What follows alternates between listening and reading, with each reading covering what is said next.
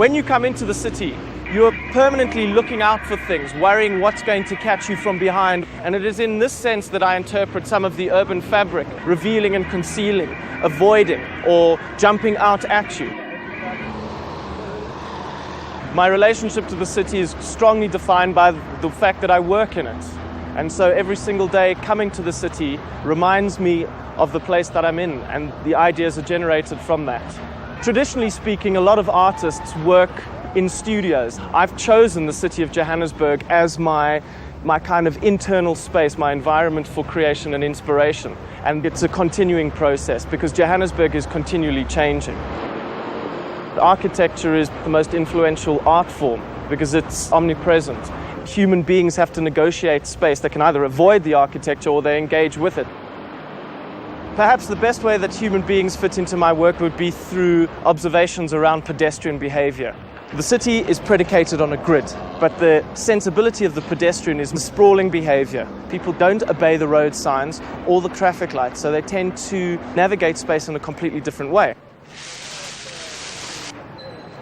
I'm interested in creating signless cities, that we don't put traffic lights and robots and road markings to tell us how to behave. We get rid of all of them. Without the markings, you have to take responsibility for yourself and then have to take on an entirely new approach and attitude to our environment. In terms of this business of dysfunctionality, you've got the same thing going on here. You've got an artist doing drawing on a video monitor, erasing road markings. So it's a kind of combination of languages, hopefully. The little catalogue that I've made for the show is called A User's Guide for a Dysfunctional City. I want the Cape Townians to get an idea of where I come from.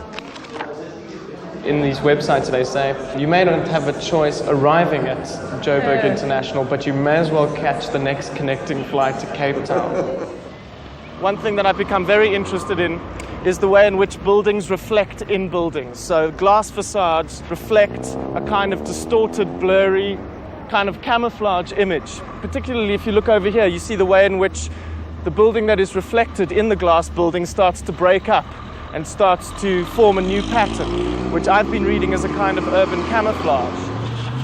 Using photography to interpret the urban landscape is one means of creating the work, and the photographs attempt to become fragments of a fragmented experience of the city. You start to focus in on something that's much more metaphoric, to start to represent something of a kind of visual language of the city.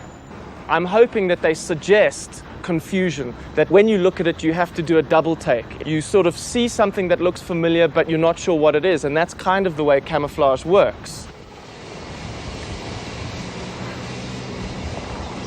So prominent on the horizon line, and with the recent placement of the Coke sign, it has become a kind of sign of decay and hope in a bizarre sort of way.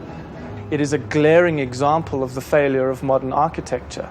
It was built in the late 60s and was catering to the notion of a self-contained environment where you never had to leave that environment. Your entertainment, your washing, your religion, everything could be catered for in that place. But what's interesting about that is what happens to a building when it becomes empty. Who uses it? And that links to all of the things that I've been doing in the city, looking for the contradictions in the modernity of the city and the way in which the people who use it are reinterpreting those spaces. After making the film MS, it became clear to me that I wasn't really getting to grips with the issues that I was really concerned with, and that was a building that prompted suicide. This work is entitled 54 Stories. It's a kinetic version of the mind's eye of a suicidee. The solution that I came up with to simulate that mind's eye was to take an 8mm film camera, make a makeshift parachute out of a coat hanger and a plastic bag, and drop it down the center of Ponty City in the hope that the film could be salvaged.